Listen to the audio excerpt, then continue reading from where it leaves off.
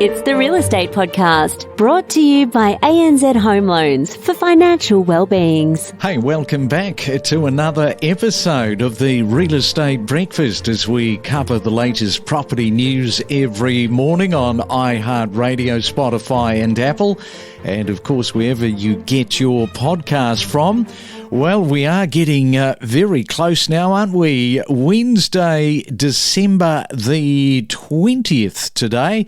And if you are doing some retail spending, just spare a thought for the poor old credit card, because unfortunately plenty of people are maxing those out all over the place.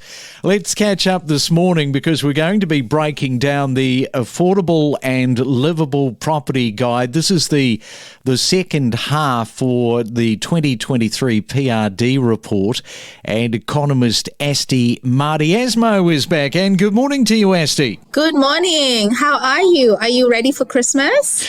Well, I think about as ready as I'm going to be. I don't have children like you, so you've got more of work to be done, probably. Yes. Interestingly enough, the Santa wish list just keeps on growing from the original list, thanks to a lot of shops posting things for sale and very interesting, glittery looking things. Oh, yeah, the list always tends to grow at this time of the year. And yes, we are talking real estate, although I have to say, it's the 20th of December. I'm almost all real estate spoken out, Well, it definitely has been a really big year for real estate. Not just this year. I feel like there's been a lot more focus on real estate, what's happening on the property market, things like that, ever since we came out of COVID and ever since the RBA, hiked up cash rate multiple times. So I can definitely understand why you might be all real estate out, if that's even a term, because there has definitely been more focus and attention on real estate than before. Yeah, and I wanted to ask you about, how people leave things behind in properties that they sell. All manner of different things, So have you got any examples of some of the things that you've heard? Yeah, I have. It's not as uncommon as people think. There's a lot of people that do find weird, wonderful things. I have heard of people finding dolls, whether it's in some sort of cupboard or underneath the sink or somewhere, and they get really confused because they thought that the couple or the people that used to live in the place didn't have any children. And there's dolls. And so, I don't know what happened there, but I have heard some of those stories before. Oh, yeah, that reminds me of that movie, I think, that was released last year, the nanny that came to look after a child, but the child was a doll. Like I said, we live in a weird and wonderful world. I mean, when I moved into my house that I bought back in 2014, 2015, the only thing that I saw that was left behind was Old Spice packets. I don't know why. Oh, maybe that's a superstitious sort of thing to ward off some bad spirits. It could be. I thought there were spices, but I don't know. Maybe they had some sort of meaning that I had no idea about. Then you get, of course, people that do these renos, and around the world there have been, cash found in between the walls. There's been gold coins, which helps pay for the reno. I mean, absolute heaven. I was only just saying the other day, Asti, that I bought this villa. I'd been living in it for 5 years, and when I put it on the market, the real estate agent walked straight into the bathroom and to the long mirror and said, "Oh, that's interesting," and pushed the mirror, and it opened up into this whole space and cavity that I didn't even know was there. And what was in it? Was there anything in the cavity? It was just a space. There was nothing scary in there. There was one set of eyeballs that somebody found in a jar when they were doing a reno in water. So, imagine what's the story with those eyeballs? I don't know what's more scarier, to find a doll when there's no children there, or eyeballs. Like, I'm not quite sure what's scary. I think my spice packet is, mild in comparison to finding eyeballs or a weird looking doll. See, we're talking nothing but dolls and money, and we're not even talking real estate this morning. But I just want to wrap this little segment up because there was a man just recently who bought a secluded cabin in the woods. Now, he wanted peace and quiet, tranquility. That was the key for him.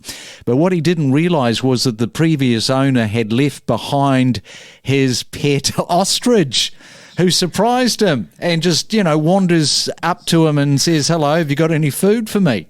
Oh, wow. Well, maybe it's a tradition there to leave pets. I'm not sure. Or maybe he's going to a place that doesn't allow pets and thought that, the pet was a company to me. So maybe it can be a company to the next person. It's just like people finding coins in walls, because a lot of people have superstition that if you put a coin in the walls, which is what the Romans and the Egyptians used to do, it will bring luck to the people who live in it. And so they might think that, all right, I'll pass on the luck to the next person that lives here. Could be the same thing with the ostrich. Yeah, it does have a bit of a dark tune, though. The guy actually shot it and ate it. Oh, God. Okay, yeah. I didn't realise that there'd be that other part of the story. No, just kidding. Didn't happen. So we'll come back to Asti Mardiasmo next, and we will talk real estate. Let's explore together the power of real estate. We keep you better informed and updated. Well, it was Christmas come early yesterday for Sydney detectives. You might have seen this after busting and seizing over 700 kgs of cocaine inside a Sydney apartment. That is one big bust which isn't going to see the light of day on the streets around Australia this Christmas and New Year. Well, Peter Criss, no association to cocaine, of course. The drummer out of Kiss is celebrating a birthday today. He's turning 77 years old for December the 20th. And if you're celebrating your birthday, many happy returns. Alan Parsons is also 73 today, of course, from the Alan Parsons Project.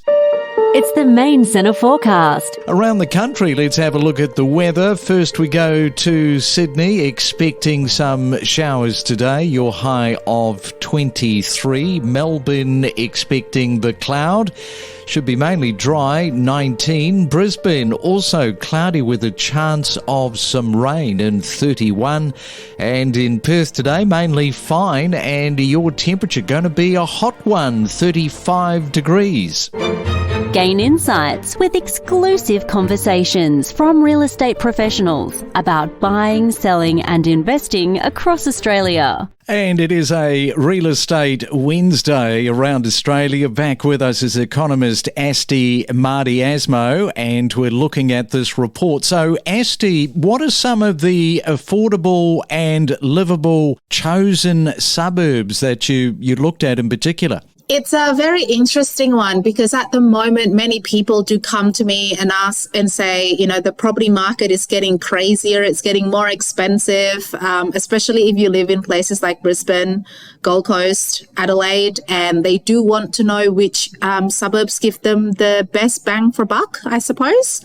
In Brisbane, it'll be, if you are in the north, if you look at Strathpine and Griffin, or if you're in the south, Doolandella is a chosen suburb that we have. If you are in the Gold Coast, then Upper Coomera and Bigara Waters. If you're in Adelaide, places like Salisbury North and also Mawson Lakes made it into the report this year. Sydney and Melbourne has given a lot of value because of their property prices or real estate sort of conditions, where there have been the two biggest hit capital cities with the cash rate hikes. So we do see for the very first time a couple of suburbs in Sydney that are under $1 million, which is Villawood for the houses and Kogarah and North Rocks and Croydon Park for the units. In Melbourne, it's places like West Meadows, Epping, Fawkner. If we go across the Tasman to our friends in Hobart, then it's places like Newtown and Glenorchy and Belarive. And if we take the plane ride all the way to Western Australia in Perth, then it's suburbs like Bayswater, Ellenbrook and Stratton. And has there been any changes in the chosen suburbs compared to, let's say, the first half of 2023's report? Because you did release that 6 months ago. Yes, we did. There are some changes, particularly for Sydney and Melbourne. Again, because there has been quite a lot of changes in terms of the pricing, and a lot of suburbs in Sydney and Melbourne now having a declining median house or median unit price, which then made them eligible to be part of the report. So there's been a lot more changes for Sydney, Melbourne markets, but in terms of Gold Coast and Brisbane, it has remained pretty much the same. Perth and Adelaide, a couple of changes, but not too much. Hobart have stayed the same as well in terms of the chosen suburbs, but definitely some new ones for Sydney and Melbourne. So is there anything in common with regard to these areas, these suburbs that you're talking about, or surprising about the chosen suburbs that you've highlighted? So there are definitely some commonalities with the first half of 2023 report, because we do release this every 6 months. The suburbs in Brisbane and Gold Coast and Adelaide haven't really changed much. There are a couple of similarities for Hobart as well. But the one that really surprised us was Sydney and Melbourne, because they had quite a lot of suburbs that experienced negative growth in the past 6 months because of the cash rate hikes. So suddenly there's a whole lot more suburbs that were eligible to be part of the report. And we definitely have identified 5 or 6 new suburbs in this particular report that we haven't seen before. Okay. And of course, we've got buyers and investors listening to the podcast, and they may very well have heard the first report 6 months ago that you mentioned. What can they take, like buyers and investors, what can they take from this particular report of these chosen suburbs in terms of, I guess, they could sort of act upon, or is it more about the sort of due diligence on each of those suburbs? It differs from market to market. For those who are in Sydney and Melbourne, now, if you are an investor, buyer, definitely the time to get in, because we're seeing the most amount of suburbs that has had declining growth in the past 6 and 12 months. So there's a lot of new areas that has opened up, and obviously that's something that you want to act on. Brisbane and the Gold Coast and Hobart and Adelaide, a lot of the places that we've identified, although they still made it into this report, they have had a slight price increase compared to the 6 months previous report, which means that if you are wanting to buy in these capital cities, then time is running out to be able to access these affordable places. So now will definitely be a time for you to enter. All right, so that is the second half. Thank you for that, Asti. On Christmas morning, might be calling your place because we've got another Christmas special coming up on Christmas Day. So we'll give you a call and see what's happening at your place on Christmas morning. Well, hopefully it's not as chaotic as last year, but it'll be interesting to see what's happening in the house and whether or not I'm buried under tinsel or buried under children. But, I look forward to wishing you a Merry Christmas on the actual day. Indeed. All right. Well, enjoy your day. As we mentioned, getting extremely close now, with the date being today, the 20th of December. And we will talk again on Christmas morning. Ready to step up your property knowledge? Access powerful insights with us. How's your year been with first home buyers looking for a bit of dirt for their tiny home? Is that something that you run across very often? When COVID hit, we experienced the highest percentage growth of anywhere else in the country. So our property prices have actually increased, which makes it a little bit difficult for first home buyers. There are blocks of land out there, and people just need to search and find something that is affordable. And then the tiny home option to put on that property is definitely a very sensible way to go, and a great first home option. We connect you to the best real estate information across Australia. The Real Estate Podcast.